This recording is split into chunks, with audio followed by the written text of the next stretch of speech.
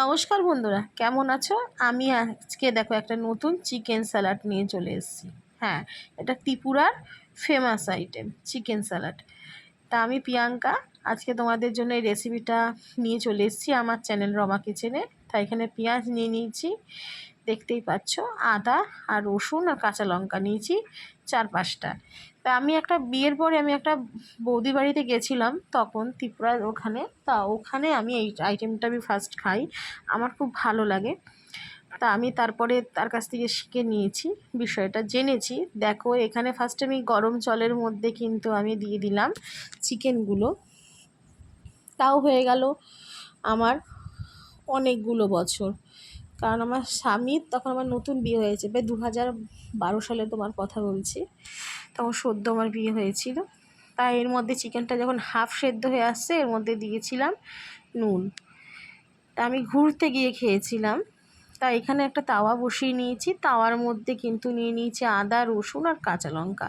এটাকে ভালো করে কিন্তু পুড়িয়ে নিতে হবে, দেখতেই পাচ্ছ। ত্রিপুরায় কিন্তু এই জিনিসটার একটা আলাদা নাম আছে, আমরা তোমার বলি এটাকে চিকেন স্যালাড, কিন্তু ওরা একটা আলাদা নামেই এটাকে বলে।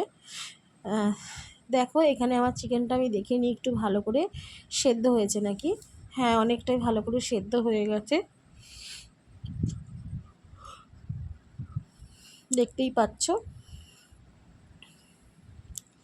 খুব ভাল লাগে। জ্বর সর্দি মুখ যদি হয় সেই অবস্থায় এইটা তোমার খেলে কিন্তু মুখ ছেড়ে যাবে। এখানে দিয়ে দিচ্ছি দেখো আদা, আর যে আদা যেটা আদা রসুন আর কাঁচা লঙ্কা যেটা আমি পোড়ালাম সেটা।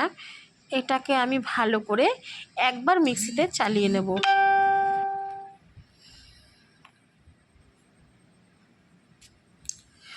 দেখছো আমি কিন্তু একবার মিক্সিতে চালিয়ে নিয়েছি। আমার কাছে কিন্তু শিলনোড়া নাই, সেজন্য আমি তোমার মিক্সিতেই করে নিয়েছি। তা তোমরা কিন্তু শিলনোড়ায় বেটে নিতে পারো, বা মিক্সিতে একবার ঘুরিয়ে নিলে কিন্তু হয়ে যাবে। এবার আমি এর মধ্যে অ্যাড করে দিচ্ছি লেবুর রস। লেবুর রসটা তোমার পরিমাণ মতন তোমরা দেবে, আমার যতটা লেগেছে আমি ততটা দিয়েছি। এর মধ্যে দিয়ে দেবো কাঁচা পেঁয়াজ, একটু ভালো করে মাখিয়ে নেব।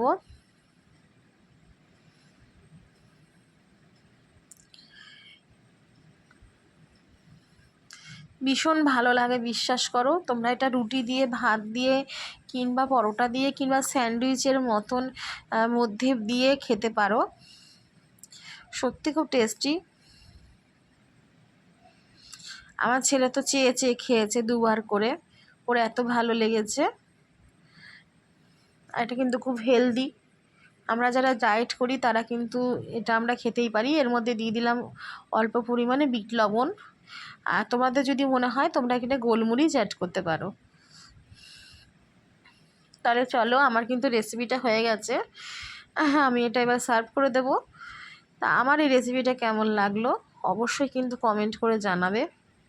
ভালো লাগলে লাইক করো, সাবস্ক্রাইব করো, শেয়ার করো, আর আমার চ্যানেলটাকে